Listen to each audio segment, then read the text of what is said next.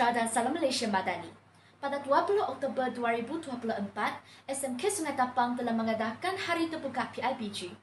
Program ini telah dirasmikan oleh YB Wilfred Yap Yau Sin, Adun Kota Sentosa N12. Mari kita saksikan liputan video. Kita dapat mencapai matlamat kita untuk menjadi sebuah wilayah yang maju makmur dan berpendapatan tinggi.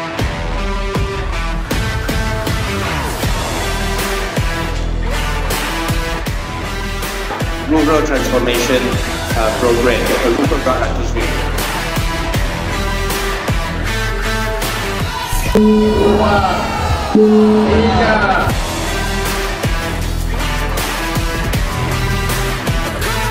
Tambah lagi 20,000 daripada 30,000.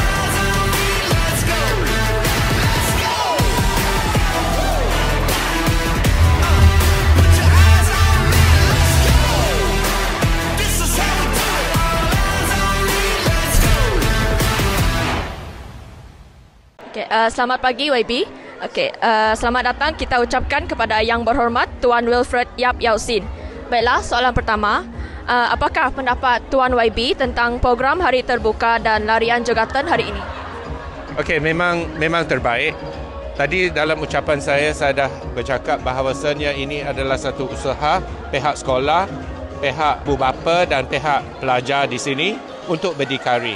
Jadi program ini adalah untuk menjana peruntukan dan untuk membaik pulih fasiliti sekolah, kemudahan sekolah. Jadi yang terbaiklah, sangat baik sebab ini menunjukkan bahawa pelajar tidak bergantung 100% kepada pihak kerajaan tetapi mereka mencari bagaimana nak menyelesaikan masalah yang sedia ada. Terbaik. Terima kasih diucapkan di atas sumbangan dan bantuan YB Wilfred Yap Yau Sin, PIBG SMK Sungai Tapang serta semua pihak yang terlibat. Moga perkongsian ini menjadi memori manis bagi semua. Terima kasih.